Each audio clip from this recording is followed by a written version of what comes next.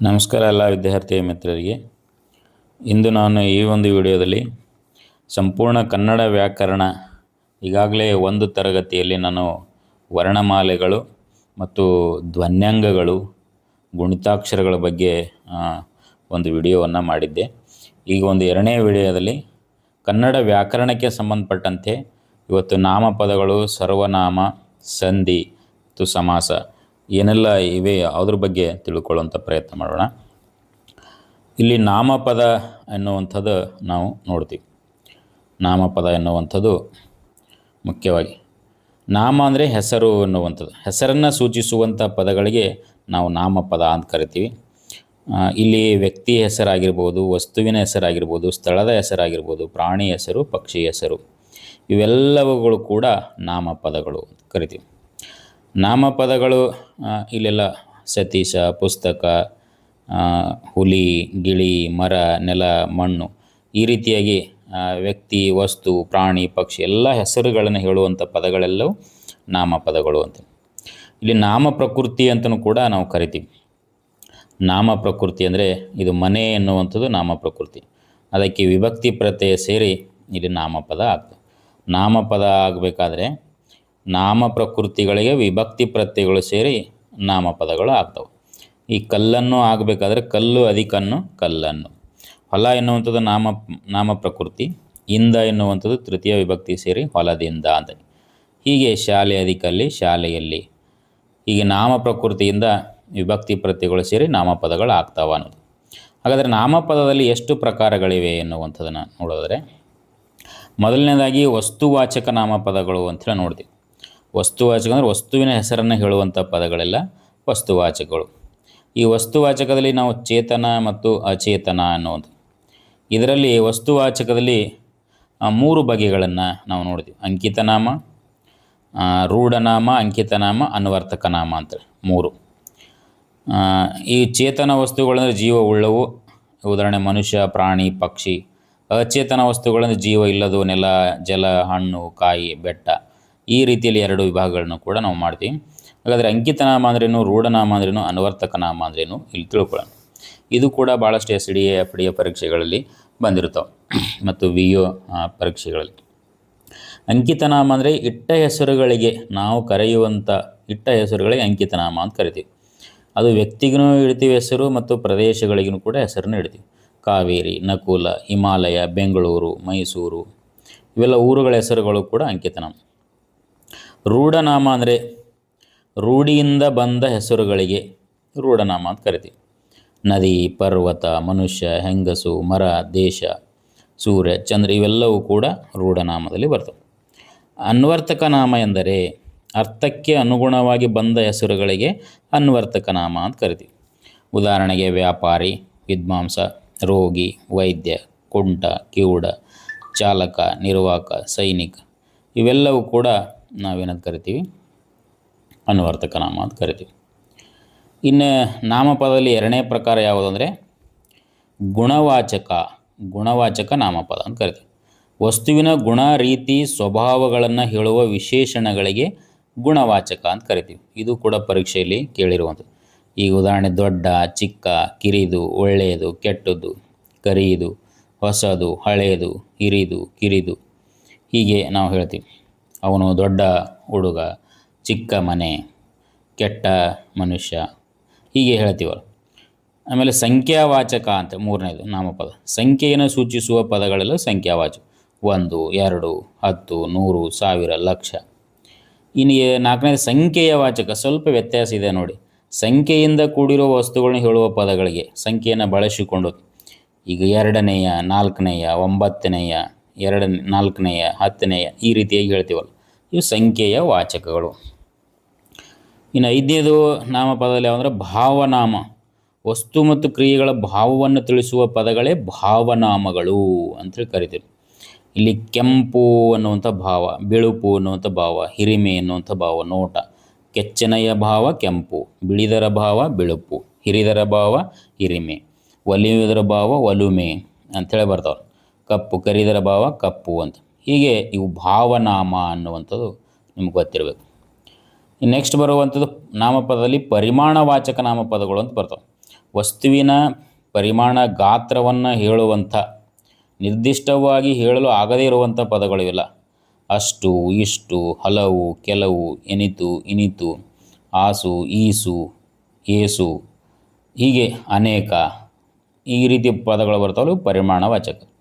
ದಿಗ್ವಾಚಕ ಅಂದರೆ ದಿಕ್ಕುಗಳನ್ನು ಸೂಚಿಸುವ ಪದಗಳೇ ದಿಗ್ವಾಚಕಗಳು. ನಮ್ಮೆಲ್ಲ ಮೂಲ ದಿಕ್ಕುಗಳು ಮೂಡಣ, ತೆಂಕಣ, ಪಡುವಣ ಈ ರೀತಿ ಅವಲ್ಲ. ಉತ್ತರ, ಪೂರ್ವ, ಪಶ್ಚಿಮ ಈ ದಿಕ್ಕುಗಳು. ಆಮೇಲೆ ಹಿಂದೆ, ಮುಂದೆ, ಆಚೆ, ಈಚೆ ಇವೆಲ್ಲವೂ ಕೂಡ ನಾವು ಉಪದಿಕ್ಕುಗಳಾಗಿ ಬಳಸ್ತೀವಿ. ಒಂದು ವಸ್ತುವಿನ ದಿಕ್ಕನ್ನು ಸೂಚಿಸುವಂಥ ಪದಗಳೆಲ್ಲ ಇವು ಕೂಡ ದಿಗ್ವಾಚಕಗಳು ಅಂತ. 8ನೇ ಪ್ರಕಾರ ಯಾವುದಂದ್ರೆ ಪ್ರಕಾರವಾಚಕ. ವಸ್ತುವಿನ ಸ್ಥಿತಿ ಮತ್ತು ರೀತಿಯನ್ನು ತಿಳಿಸುವ ಶಬ್ದಗಳಿಗೆ. ಆ ಪ್ರಕಾರ ಅಂದರೆ ಅಂತಹ, ಇಂತಹ, ಎಂತಹ ಅಂಥೇಳಿ ಬರ್ತವೆ. ಅಂಥವನು, ಅಂಥವಳು, ಅಂಥದು, ಇಂಥವನು, ಈ ರೀತಿಯಾಗಿ ಇವು ಪ್ರಕಾರವಾಚಕ ಅಂತೇಳಿ ನಾವು ಕರಿತೀವಿ. ಹೀಗೆ ನಾಮಪದಗಳಂದರೆ ಹೆಸರುಗಳು. ಅದರಲ್ಲಿ ನಾವು 8 ಪ್ರಕಾರಗಳನ್ನು ನೋಡಿದೆವು. ಮುಖ್ಯವಾಗಿ ಯಾವುದಾದ್ರೂ ಒಂದು ಪ್ರಶ್ನೆ ಇಲ್ಲಿ ಬಂದೇ ಬರ್ತದೆ. ಇನ್ನು ಸರ್ವನಾಮ ಅಂದರೆ ಏನು? ಸರ್ವನಾಮ ಅಂದರೆ ನಾಮಪದದ ಬದಲಿಗೆ ಬಳಸುವಂಥ ಅಥವಾ ನಾಮಪದದ ಸ್ಥಾನದಲ್ಲಿ ನಿಂತು ಅವುಗಳ ಕಾರ್ಯವನ್ನು ಮಾಡುವಂಥ ಪದಗಳಿಗೆ ಸರ್ವನಾಮ ಅಂತ ಕರಿತೀವಿ. ಈಗ ರಾಮ ಎನ್ನುವಂಥದ್ದು ನಾಮಪದ, ಅದರ ಬದಲಾಗಿ ಅವನು ಅಂತ ಬಳಸ್ತೀವಲ್ಲ. ಈ ಹುಲಿ ಎನ್ನುವಂಥ ಒಂದು ನಾಮಪದ, ಅದರ ಬದಲಾಗಿ ಅದು ಅಂತ ಬಳಸ್ತೀವಿ. ಪುಸ್ತಕ, ಅದರ ಬದಲಾಗಿ ಇದು ಅಂತ ಬಳಸ್ತೀವಿ. ಇವೆಲ್ಲವೂ ಕೂಡ ಸರ್ವನಾಮಗಳೇ. ಯಾವನು, ಅವಳು, ಇವಳು, ಯಾವಳು, ತಾನು, ತಾವು, ನೀನು, ನೀವು, ಇವು ಸರ್ವನಾಮಗಳೆಲ್ಲ. ಹಾಗಾದರೆ ಸರ್ವನಾಮಗಳಲ್ಲಿ ಬರುವಂಥ ಪ್ರಕಾರಗಳೇ ಯಾವುವು? ಸರ್ವನಾಮದಲ್ಲಿ ಮುಖ್ಯವಾಗಿ ನಾವು 4 ವಿಧಗಳನ್ನು ಮಾಡ್ತೀವಿ ಸರ್ವನಾಮದಲ್ಲಿ. ಅದರ ಒಂದನೇದು ಪುರುಷಾರ್ಥಕ ಸರ್ವನಾಮ. ಈ ಪುರುಷಾರ್ಥಕ ಸರ್ವನಾಮದಲ್ಲಿ ಮತ್ತೆ 3 ಪ್ರಕಾರಗಳನ್ನು ಮಾಡ್ತೀವಿ.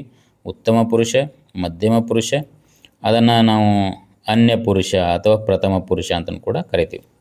ಉತ್ತಮ ಪುರುಷ ಅಂದರೆ ಏಕವಚನದಲ್ಲಿ ನಾನು ಅಂತ ಆಗ್ತದೆ, ಮಧ್ಯಮ ಪುರುಷದಲ್ಲಿ ನೀನು ಆಗ್ತದೆ, ಪ್ರಥಮ ಪುರುಷದಲ್ಲಿ ಅವನು ಅಂತ ಆಗ್ತದೆ. ಸ್ತ್ರೀಲಿಂಗ ಐತಂದ್ರೆ ಅವಳು, ನಪುಂಸಕಲಿಂಗ ಅಂತಂದ್ರೆ ಅದು ಅಂತ. ಇದನ್ನೇ ಬಹುವಚನದಾಗ ಉತ್ತಮ ಪುರುಷ ನಾನು, ನಾವು, ಮಧ್ಯಮ ಪುರುಷ ನೀನು, ನೀವು, ತೃತೀಯ ಪುರುಷದಲ್ಲಿ ಅವನು, ಅವರು, ಅವಳು, ಅವರು, ಅದು, ಅವನು. ಹೀಗೆ ಸರ್ವನಾಮಗಳನ್ನು ನಾವು ಪುಲ್ಲಿಂಗ, ಸ್ತ್ರೀಲಿಂಗ, ಏಕವಚನ, ಬಹುವಚನ ಈ ರೀತಿಯಾಗಿ ನಾವು ನೋಡಬೇಕು. ಮುಖ್ಯವಾಗಿ ನಾನು ಉತ್ತಮ ಪುರುಷ, ನೀನು ಮಧ್ಯಮ ಪುರುಷ, ಅವನು ಅನ್ನುವಂಥದ್ದು ಅದು ಪ್ರಥಮ ಪುರುಷ ಅಂಥೇಳಿ ನಾವು ನೋಡ್ತೀವಿ. ಅದಕ್ಕೆ ಅನ್ಯ ಪುರುಷ ಅಂತಲೂ ಕೂಡ ಕರೀತಾರೆ. ಇವು ಪುರುಷಾರ್ಥಕ ಸರ್ವನಾಮ. ಇನ್ನು ಪ್ರಶ್ನಾರ್ಥಕ ಸರ್ವನಾಮ ಅಂತ ಬರ್ತದೆ. ಪ್ರಶ್ನೆಗಳನ್ನು ಕೇಳುವಾಗ ಬಳಸುವಂಥ ಪದಗಳು. ಇಲ್ಲಿ ಪ್ರಶ್ನೆ ಕೊಟ್ಟಿರ್ತಾರೆ, ಯಾರು, ಯಾವುದು, ಏನು, ಯಾಕೆ, ಈ ಪದಗಳೆಲ್ಲ ಯಾವ ಸರ್ವನಾಮಗಳು ಅಂತೇಳಿ ನಿಮಗೆ ಕೇಳ್ತಾರೆ. ಅವೆಲ್ಲ ಯಾರು, ಏನು, ಯಾವುದು, ಏಕೆ ಇವೆಲ್ಲ ಬಂದಂಥ ಪದಗಳು ಈ ಪ್ರಶ್ನಾರ್ಥಕ ಸರ್ವನಾಮಗಳು ಅಂತ ಹೇಳ್ಬೇಕು. ಆಮೇಲೆ ಆತ್ಮಾರ್ಥಕ ಸರ್ವನಾಮ ಅಂತಿದೆ. ವ್ಯಕ್ತಿಯ ಆತ್ಮಕ್ಕೆ ಸಂಬಂಧಿಸಿದ ಅಥವಾ ತನ್ನದ ಬಗ್ಗೆ ತಿಳಿಸುವಂಥ ಪದಗಳೆಲ್ಲವು, ನಾಮಪದಗಳೆಲ್ಲವು ಇವೇನಂತ ಆತ್ಮಾರ್ಥಕ ಸರ್ವನಾಮ. ಇಲ್ಲಿ ಉದಾಹರಣೆಗೆ ತಾನು, ತಾವು, ತನಗೆ, ತಮ್ಮ, ತನಗೆ, ತಮ್ಮಿಂದ, ತನಗಾಗಿ, ತಮಗಾಗಿ, ತನಗೋಸ್ಕರ ಇವೆಲ್ಲವೂ ಕೂಡ ಆತ್ಮಾರ್ಥಕ ಸರ್ವನಾಮಗಳು.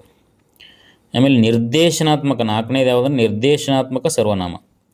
ನಾಮಪದಗಳಿಗೆ ವಿಶೇಷಣ ಕೆಲಸ ಮಾಡುವ ಪದಗಳಿಗೆ ನಿರ್ದೇಶನ ನೀಡುವಂಥ ಪದಗಳು ಅಂತ ಹೇಳ್ತೀವಿ. ಆ, ಈ, ಅದು ಅಂದರೆ ಅದು ತಾಜ್ ಮಹಲು ಅಂತ ಹೇಳ್ತೀವಿ. ಅದನ್ನು, ಇದನ್ನು ಅಂಥೇಳಿ ಈ ರೀತಿಯಾಗಿ ಬಳಸ್ತೀವಲ್ಲ. ತಾಜ್ ಮಹಲ್ ಸುಂದರವಾದ ವಾಸ್ತುಶಿಲ್ಪ, ಅದನ್ನು ಅಂತೇಳಿ ಬಳಸ್ತೀವಲ್ಲ. ಶಹಜಾನ್ ನಿರ್ಮಿಸಿದನು, ಅದು ನೋಡ್ರಿ ಇಲ್ಲಿ ನಿರ್ದೇಶನ. ಅದು ಅಂದರೆ ಆಗ್ರಾ ಅಂತ. ಈ ವಾಸ್ತುಶಿಲ್ಪ, ಈ ಅಂತ ಬಳಸ್ತೀವಿ. ಆ ಕಾರಣದಿಂದ, ಹೀಗೆ ಇವೆಲ್ಲವೂ ಕೂಡ ಏನು ಅನ್ನಿಸ್ತಾವೆ ಅಂದರೆ ನಮಗೆ ಸರ್ವನಾಮಗಳು ಅನ್ನಿಸ್ತಾವೆ. ನೆಕ್ಸ್ಟ್ ಬರುವಂಥ ಚಾಪ್ಟರ್ ಯಾವುದಂದ್ರೆ ವಿಭಕ್ತಿ ಪ್ರತ್ಯಯಗಳು. ವಿಭಕ್ತಿ ಪ್ರತ್ಯಯಗಳ ಮೇಲೆ ಎಲ್ಲ ಪರೀಕ್ಷೆಗಳಲ್ಲಿ ಒಂದಿಲ್ಲ ಒಂದು ಪ್ರಶ್ನೆ ಕೇಳ್ತಾನೆ. ನಾಮಪದಗಳನ್ನು ಸೃಷ್ಟಿ ಮಾಡುವ ಪ್ರತ್ಯಯಗಳೇ ವಿಭಕ್ತಿ ಪ್ರತ್ಯಯಗಳು ಅಂತ ಕರೀತಾರೆ.